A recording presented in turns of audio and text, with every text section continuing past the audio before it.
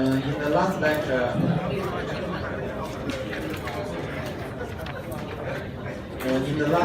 we discussed the third category of the optimization problem. So we try to minimize the function with inequality constraints. So the problem formulation is like this. So we try to minimize scalar function in terms of vector space. So the control vector is within n-dimensional real space. So if we put the function in this way, it's just an unconstrained optimization problem. But however, in our problem, the function needs to be minimized, subject to additional constraints. So these additional constraints are more generalized from the equality constraint. So in this case, we may have inequality constraints.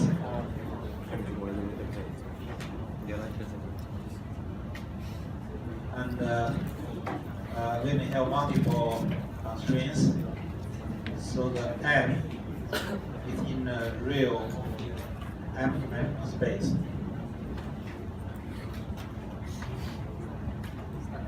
So these are the problem formulation. The solution to this problem is quite similar to the optimization problem with equality constraints. So we also need to construct the Hamiltonian. So the solutions is like this. We construct the Hamiltonian by combining the original cos function and all the constraints.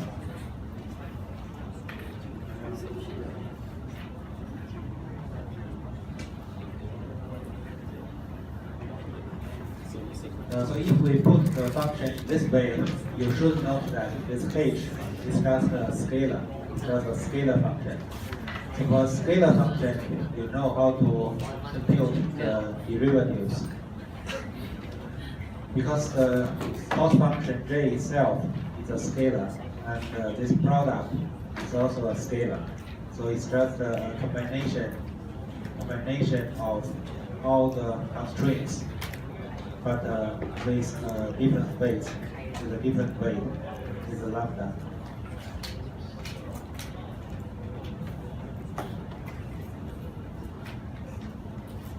So you still remember that for the equality constraint, we have the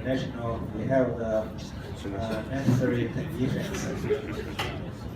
So for the necessary condition, the first set of equation is given by this dh, du equal to 0.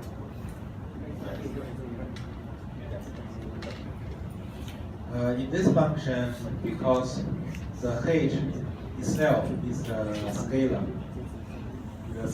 And this u is a vector, it's n by 1 vector.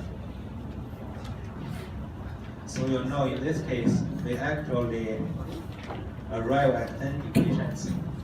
So here we got totally n equations.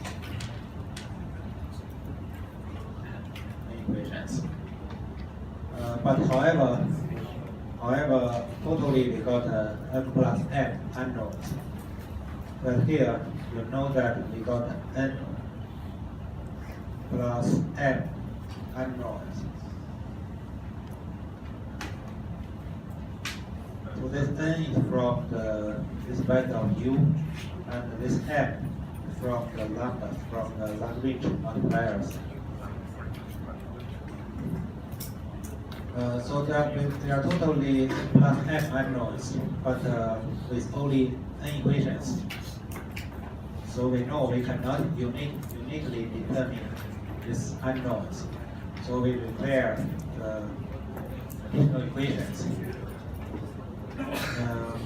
For the equality constraint, you know we can calculate the dH d lambda to be 0. So the dH d lambda will exactly give us the original constraints. But in this case, the constraints are just inequality constraint.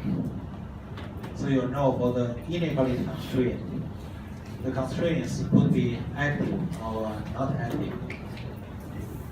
So if the constraints are not active, that means that constraint are not using, and the problem is just an unconstrained problem for that dimension.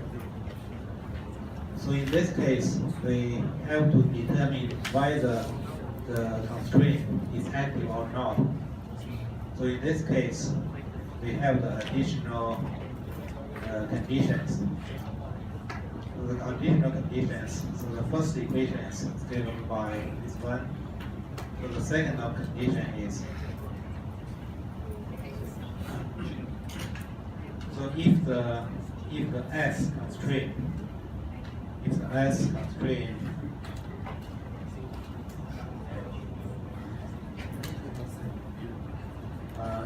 is not active, is inactive.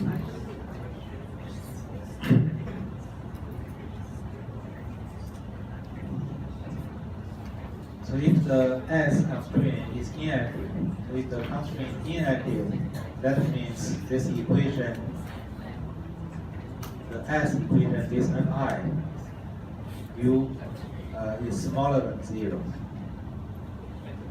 It's not active. So remember our example. Remember our example like this. We have a function of this, and we have our constraint. For example, here. So here are the optimization space.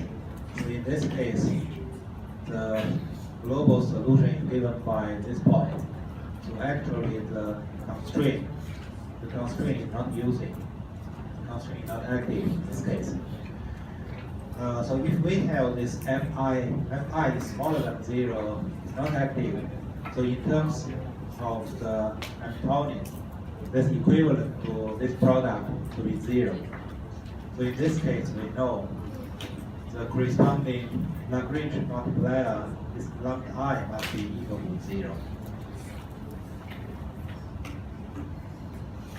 So I think it's quite straightforward to understand because the constraint is not active, so this particular product is not active. So it's just given by 0. But however, if the particular constraint is active, so if this particular constraint is active, that means this constraint is equal to 0. So equal to 0, you remember in our problem is corresponding to something like this. So we have our constraint right here. So these are the space to optimize the problem. So in this case, we cannot obtain the global minimum point. So the minimum solution is just given by the boundary. That's given by the boundary right here.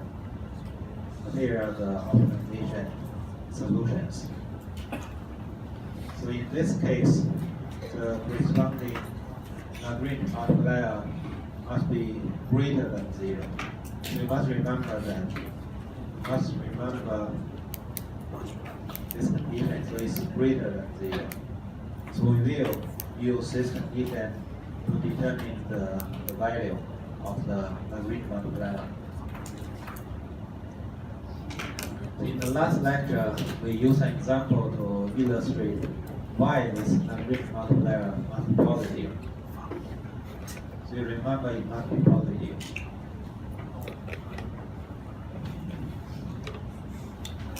And these are the problem formulation and the general solutions. So here we use the condition that whether the constraint is active or not. But in the real scenario, we don't know whether the constraint is active or not. So how can we use the condition to solve the problem? So we know if we already know the constraint is active or not, we can determine the Lagrange multiplier.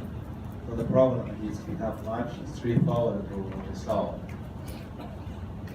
But however, in general case, we have no knowledge about the Lagrange multiplier.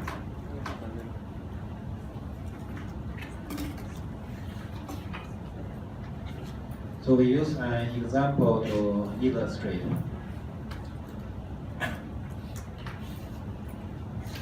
So from the example, you can know the equality constraint optimization problem is much more complicated than the equality constraint problem, because we have to determine the value of the Lagrange multiplier. So in this case, we want to minimize cost function, a two-dimensional cost function with u1 minus 2 squared plus u2 minus 2 squared. With u belong to R2. So this u is given by u1, u2.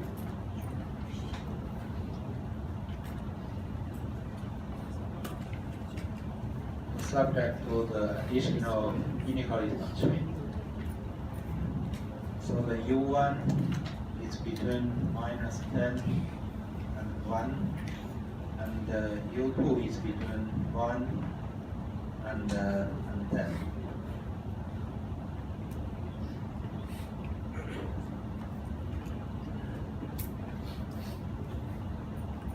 So we know from here, from the definition, we know the problem is more closer to the real scenario. So in the real scenario, typically for the control input, the control inputs need to be within a range.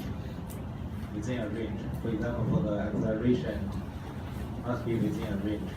So you know this kind of problem more practical. So before we use the condition to solve the problem, let's check the problem individually.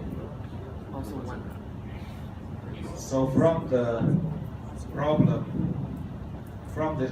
from this equation, you know there are two a summation of two square terms. So for the square term, we know something square must be greater or equal to 0. So if we don't have the constraint, so if the constraint is a no constraint, we know the problem. If we only got one part, discuss the parabolic form, discuss something like this. So here is supposed to be 2. So if we have this one, the first one that's u1 minus 2 squared. So in this case, the form is something like this. So assume this to be u1, this must be to be 2. So similarly, this u2 have the same form, and also the inverting point will be equal to 2.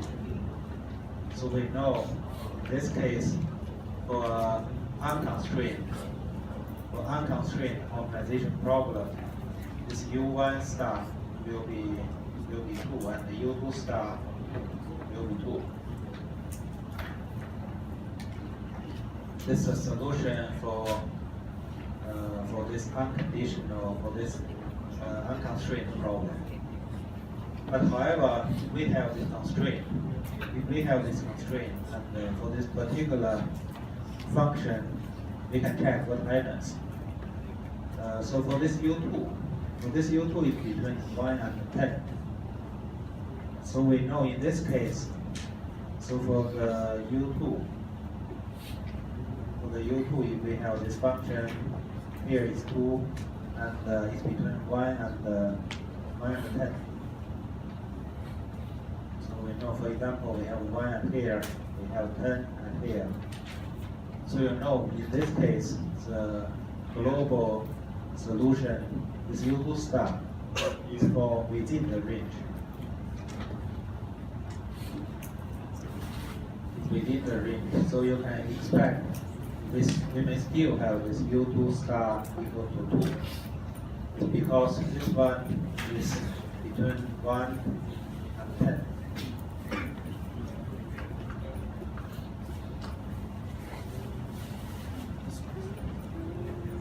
So this for U2. So what happens for U1? So for the U1, we know the U1 is between minus 10 and 1. So the range for the U2, the range is like this. For the U1, the range is like this, from minus 10 to 1. So in this case, we know the global minimizing point is not within the range. Not within the range. So we are expecting the solution is obtained on the boundary.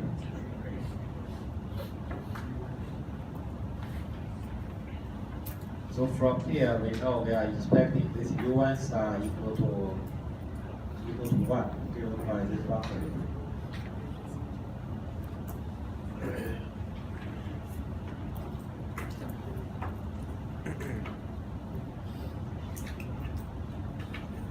So we are able to solve the problem in this way because this function we know these two parts are independent.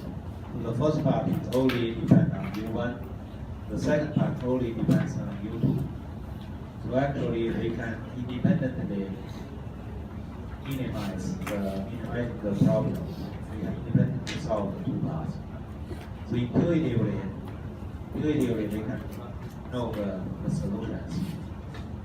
So intuitively we are expecting the U1 star equal to U1 and the U2 star equal to 2.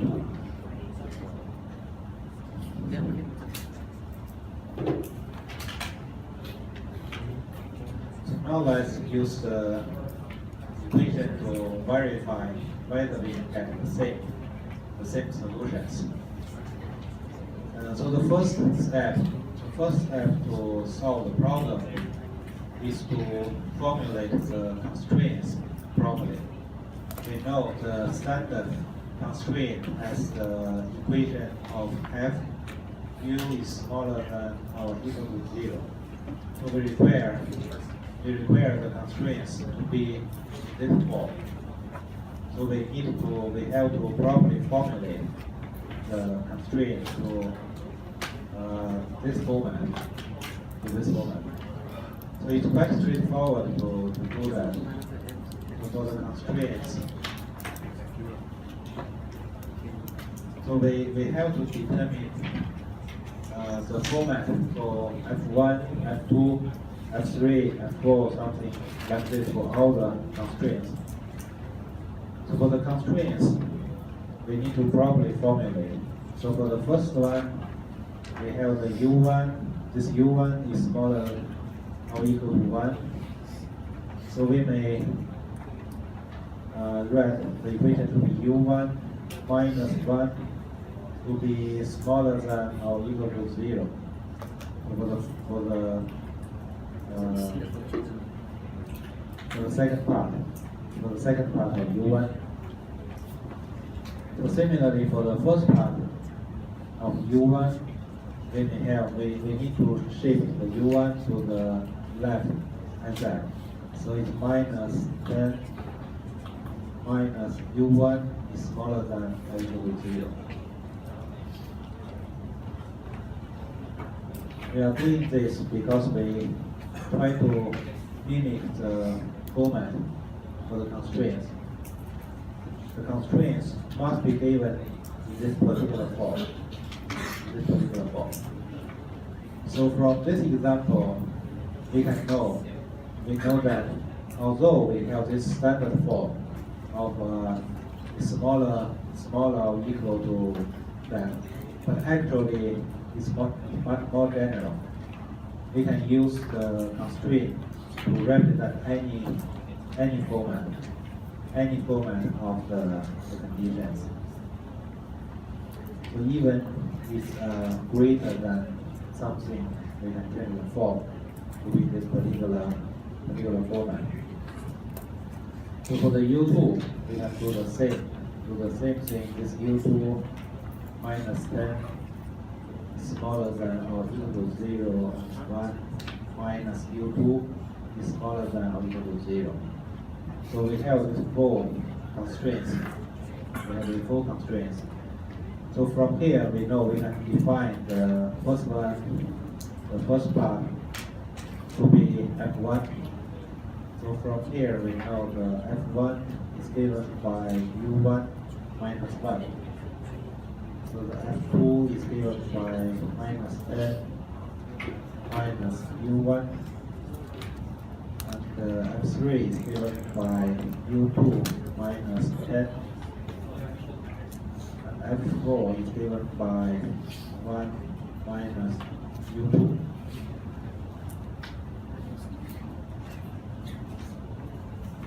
So now we have a standard format. We have the cost function, we have the constraints. So all the constraints are in the proper format. So next we can construct the Hamiltonian.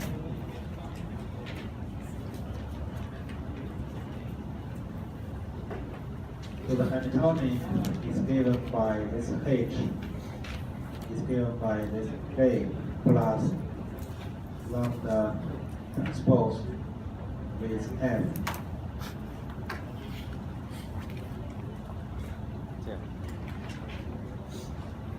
So in this equation, we know we define the M to be so it will be a column vector. We define this to be F1, F2, F3, F4. But that will be a column vector, so I put a transpose at there. So similarly, we define the Lagrange multiplier to be also a column vector. So we know the number of Lagrange multipliers is equal to the number of constraints. So we have 4 constraints. So we require 4 Lagrange multipliers.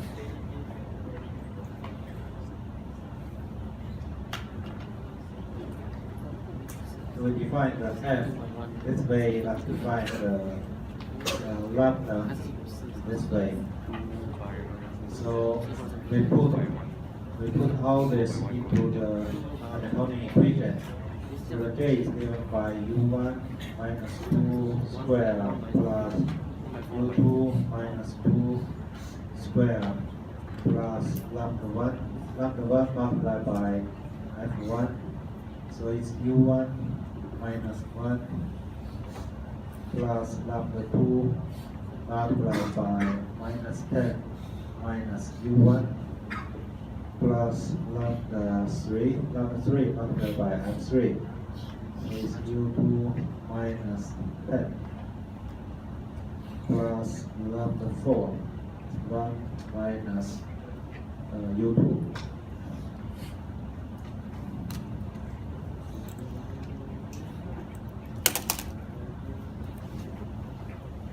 So far it's nothing new.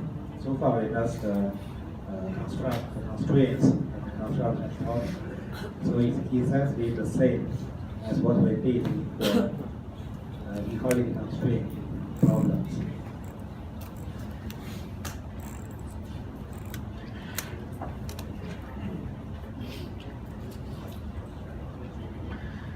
So next we have to determine the necessary conditions. So we know the first necessary condition is given by this pH EU equal to 0. So we know this pH EU the h is the scalar, the u is the vector. So the solution will be a vector. So I just remind you the equation for this one. So it's dh u1 will be dh u2. So this must be equal to 0.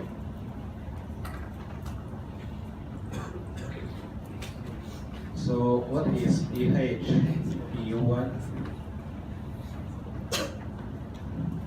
So the dh du1, we have the equation for h. So the dh du1 is just given by this 2 u1 minus 2. So it's 2 u1 minus 2. Then the second term is u2, so it's 0. So it's plus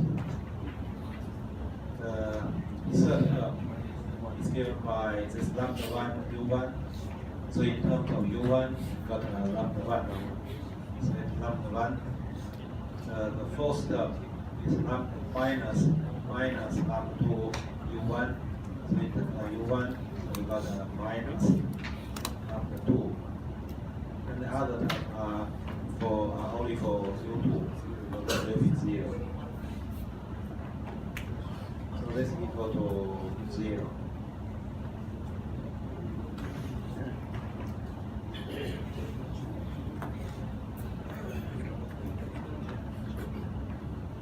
So similarly, we can determine this dh du2 equal to, so the first term is equal to 0, the second term is given by 2 u2 minus 2.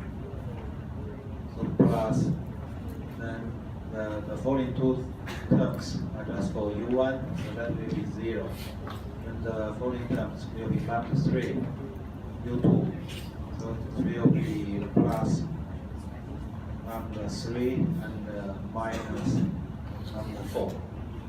So this will be equal to 0.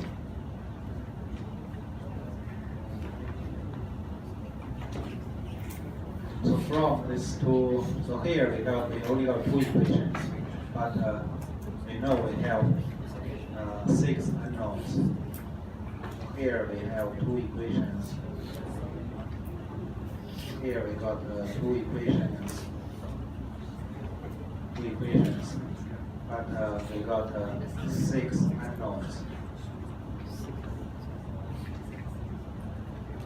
6 unknowns is from u1, u2, so these are 2, and lambda 1 to lambda 4. So there are 4 unknowns. So totally we have these 6 unknowns. So from these two equations, we can solve u1 and u2 in terms of lambda 1 to lambda 4. So from the first equation, we can solve this u1 star. The first equation is solved for u1 star. So this given by we shift lambda 1 minus lambda 2 to the right hand side.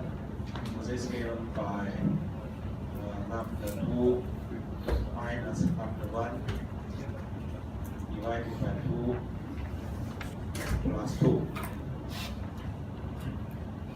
So this is u1 star. So similarly, we can determine the value for u2 star. So u2 star is given by lambda 4 minus lambda 3 determined by 2 plus 2.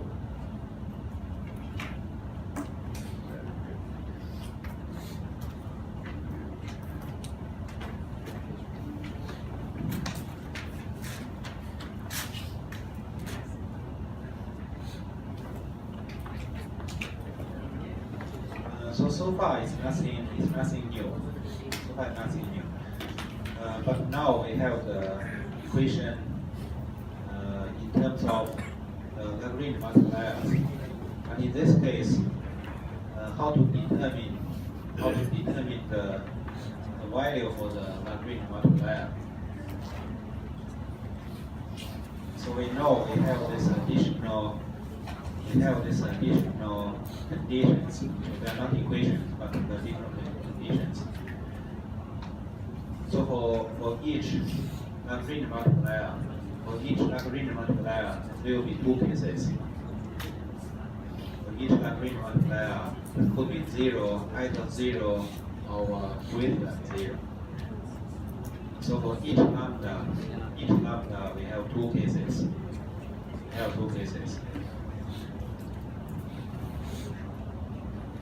And in this case, we know the U1. The U1 is determined by lambda 1 and lambda 2. So if we only check the U1, so the U1 is depending on lambda 1 and lambda 2. And lambda 1 and each lambda got two cases, two scenarios. So that means for each equation, we have four scenarios.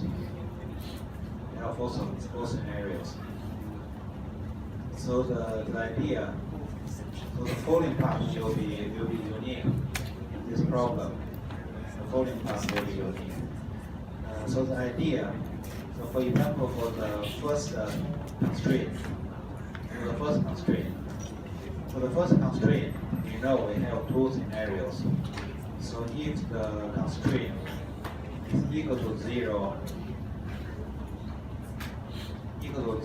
then the constraint is active. If the constraint is active, then the first Lagrange multiplier must be greater than 0. If the constraint is smaller than 0, then the Lagrange multiplier must be equal to 0, because the constraint is not active. So in the first equation, we know this U1 star. U1 star depends on lambda 1 and lambda 2. Depends on lambda 1 and lambda 2. And the lambda 1, for each lambda, we have these two scenarios.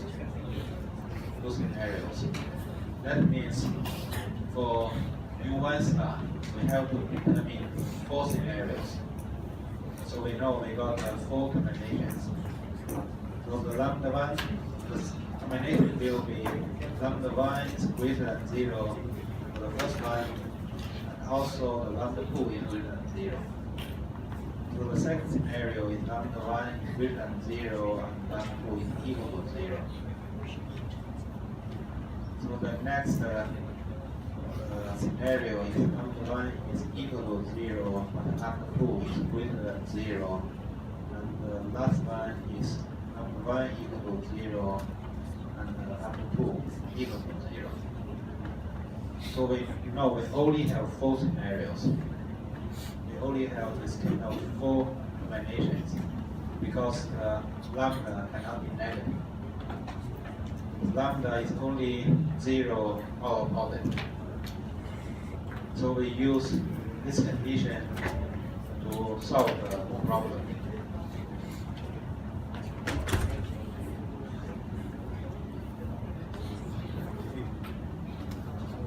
So we know there will be four cases. So to determine the U1 star, we know in this case we need to check lambda 1 and lambda 2. So the first scenario, the first scenario is for f1 equal to 0. f1 equals 0, then the lambda 1 is greater than 0. So for f2, it's also equal to 0, and lambda 2 equal to 0.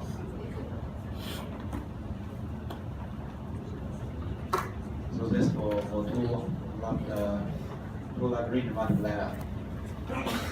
So what happens if we have these four conditions? We have the four equations to satisfy. So for the f1, so here we know that f1 is equal to u1 minus 1. So from this equation, we know that f1 equal to u1 minus 1. So this equal to 0. So from here we know U1 star equal to 1. U1 star equal to 1. And for this equation, we have F2 equal to minus 10 minus U1. So this equal to 0.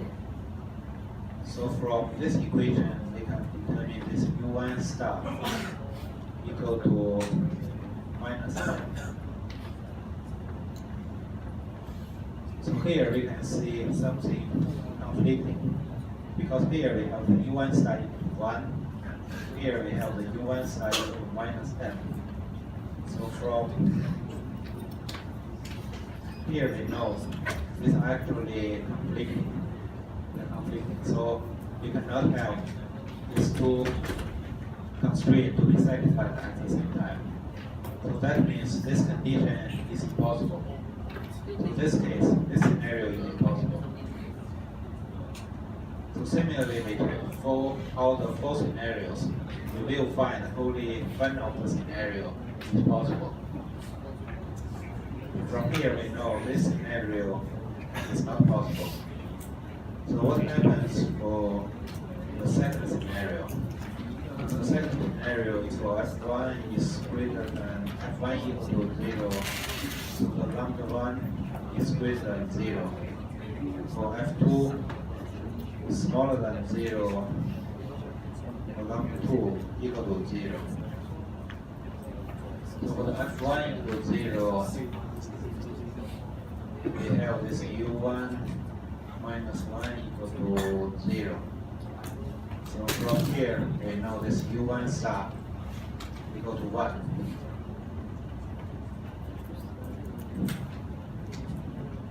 U1 star equal to 1. So for the f2 equal to minus 10 minus u1. So it's smaller than 0. So from this, we can determine this u1 star must be greater than minus 10. So in the first equation, we have the u1 star equal to 1. So here we have the u1 star is greater than minus 10.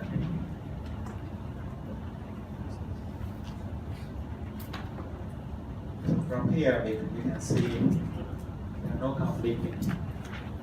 So the condition is fine so far. So what happens for the next one? So we have this lambda 2 is greater than 0. So the lambda 2 is greater than 0. So in this equation, we have the u1 star equal to lambda 2 minus lambda 1 divided by 2 plus 2. So we can determine, so from this condition, we can determine this u1 star equal to, so the lambda 2 is given by 0. So it's minus lambda 1 minus lambda 1 divided by 2 plus 2. So these are the equation for u1 star. So now we have this equal to 1. So we put this condition to this equation. So the u1 star equal to 1. So this equal to 1. So we have the minus lambda 1 divided by 2 equal to minus 1. So we may have lambda 1 star. Lambda 1 star equal to 2.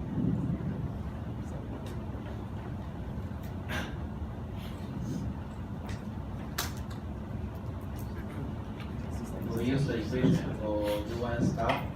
So from here, we can use the u1 star. Lambda 1 star equal to 2.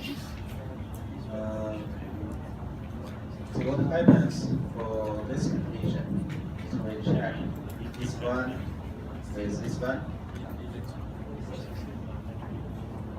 So we have the lambda 1 star equal to 2. Here we have lambda 1 is greater than 0. So that means it's also no conflicting. No conflicting. So in this case, we can see how the conditions can be satisfied and there are no conflictions. So in this case, we know actually we have this U1 star equal to 1. U1 star equals to 1. So if you go back to our graphical representation, we know we actually have this U1 star equal to 1. We have the same. We have the same solutions. So this for the second case. So we know only one of the scenarios will be satisfied. So what happens to the other scenario? So we know the other scenario will got conflictions. So for the third scenario, is for f1 is smaller than 0 and number 1 is equal to 0. And for f2 is equal to 0 and number 2 is greater than 0.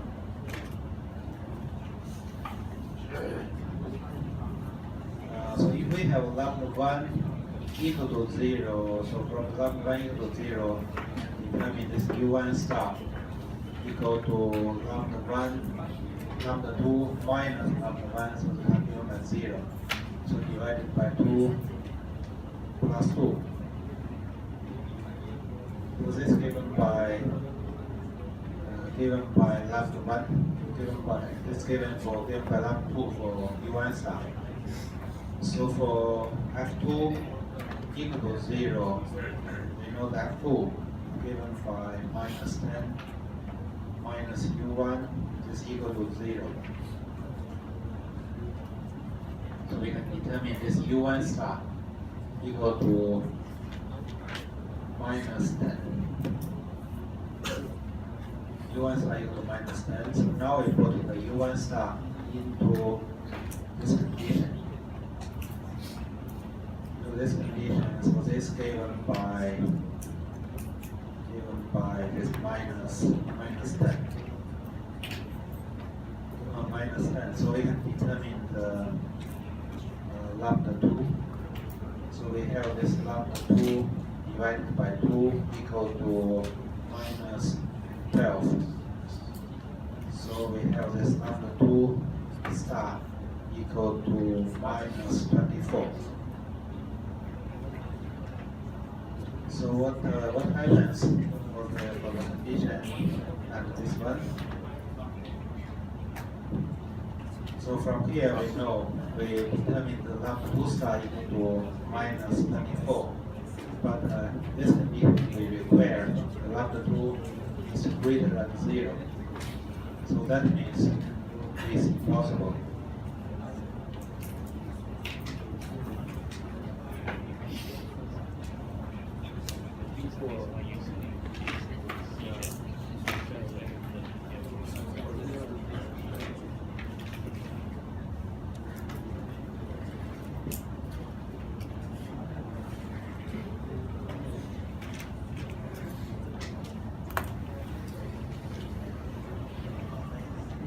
So similarly, we can determine the fourth scenario. The fourth scenario is for f1 is smaller than 0, lambda 1 is equal to 0, and f2 is smaller than 0, and lambda 2 is equal to 0. So for f1 equal to u1 minus 1 is smaller than 0. So we have this u1 star is smaller than 1. Smaller than 1. So for this f2 equal to 0, we have the f2 equal to minus 10 minus u1. So it's smaller than 0. So we have this u1 star is greater than minus 10. So the u1 star is greater than -10, and the UN star is smaller than 1. So here we see, so far it's okay, so no conflict. But what happens for lambda 1 and lambda 2?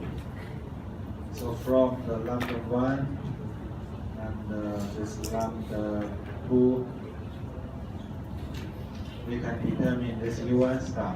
So we know this UN star is given by lambda 2 minus lambda 1 divided by 2 plus 2. Plus 2. So the lambda 1 equal to 0, lambda 2 equal to 0. So the first part is 0.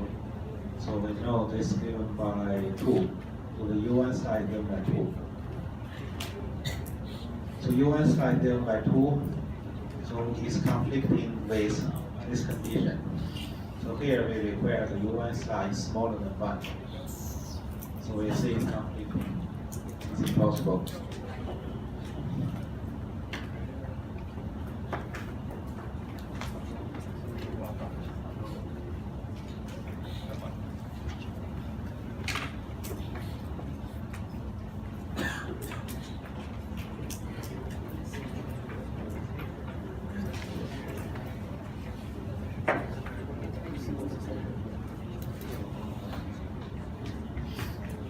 So far, by determining these 4 scenarios, so in the case 2,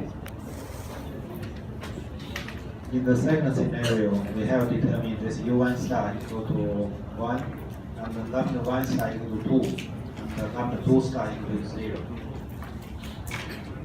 So from here, we know U1 star equal to 1, and the lambda 1 star equal to 2, and the lambda 2 star equal to 0. So this is only part of the solutions, because we have not determined the U2 star yet. So far we only determined the U1 star.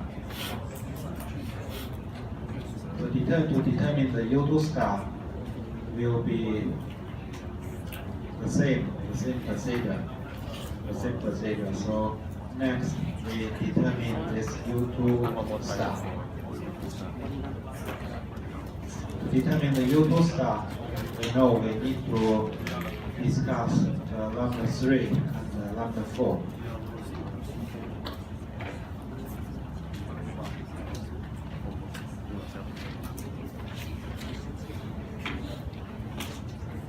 So I just quickly go through the procedure. So actually you can do this by yourself.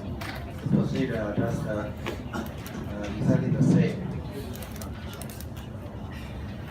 So for the case 1, we have the F3 equal to 0, lambda 3 equal to 0, and F4 equal to 0, lambda 4 is greater than 0.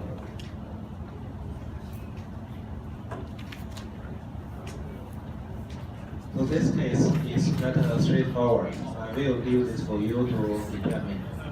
So you will find that this scenario is impossible. This scenario is impossible. So you try to do it by yourself. So it's quite straightforward to determine this scenario is impossible. So for the case 2, we have this F3 equal to 0. So the lambda 3 will be greater than 0. F4 is smaller than 0. Lambda 4 is equal to 0. So the F3 equal to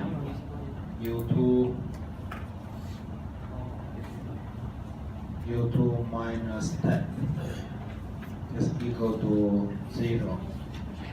Equal to 0, so we can determine this U2 star equal to 10.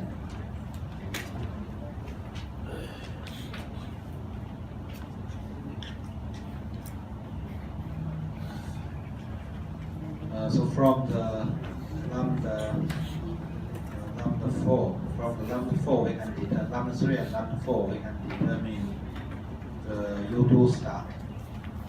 So the U2 star is given by lambda 4 divided by lambda 4 minus lambda 3 divided by 2 plus 2. So we have this lambda 4 equal to 0. So this given by minus lambda 3 divided by 2 plus 2. So we have this U2 star equal to 10. So this equal to 10. So we have this equal to 10. So from this we know minus lambda 3 divided by 2 equal to 8. So we can determine this lambda 3 star equal to minus 16. So from here we can see the completing.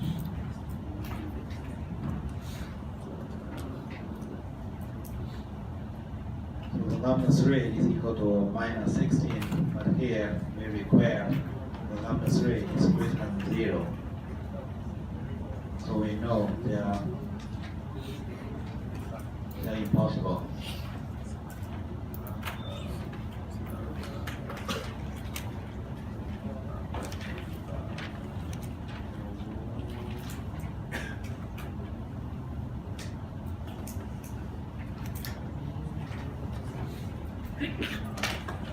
So for the third scenario is for f3 is smaller than 0, lambda 3 is equal to 0, and lambda 4 equal to 0, f4 equal to 0, lambda 4 is greater than 0.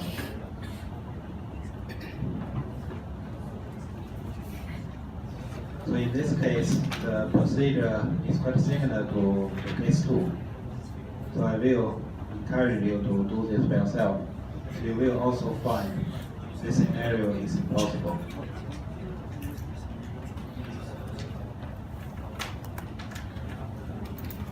So for the case 4, we have the f3 is smaller than 0, lambda 3 equal to 0, f4 is smaller than 0, lambda 4 equal to 0.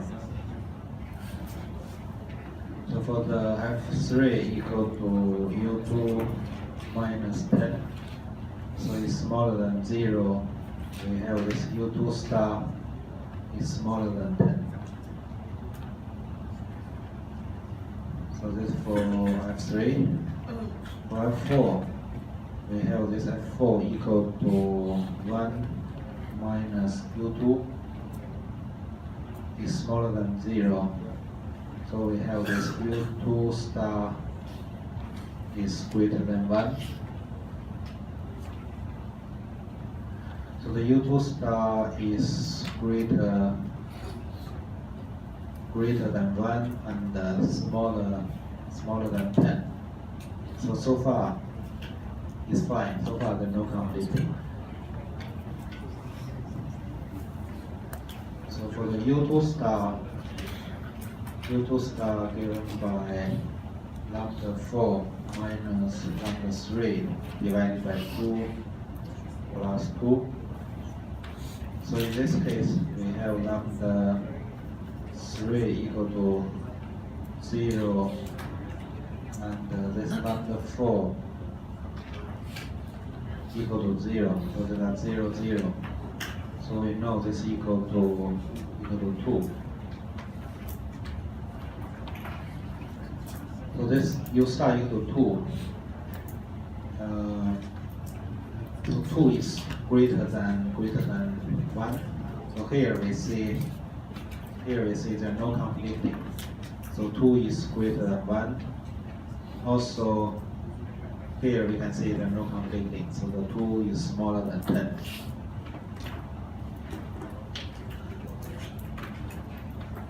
all the conditions are satisfied. So from here, we can determine this U2 star equal to 10, and lambda 3 star equal to 0, lambda 4 star equal to 0.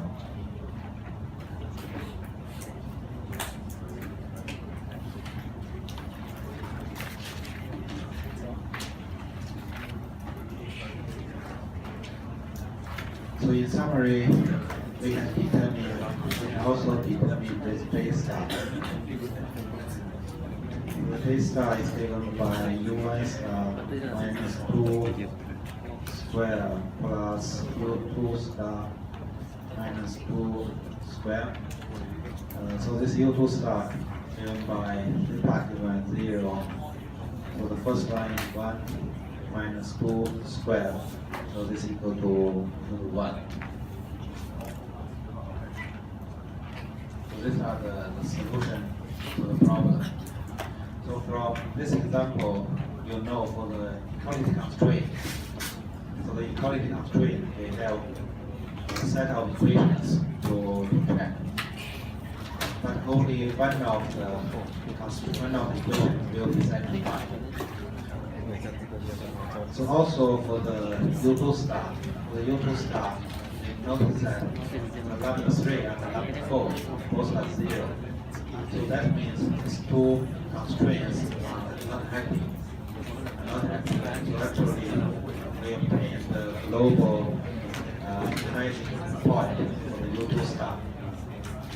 But for the U1 star, we notice that lambda 2 equals 0. So the second constraint is not active.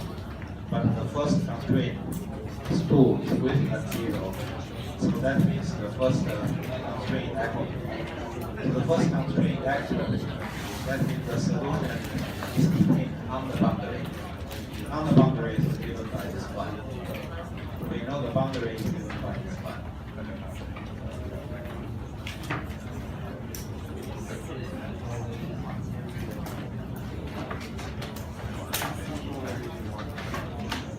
Okay, so that's all for today.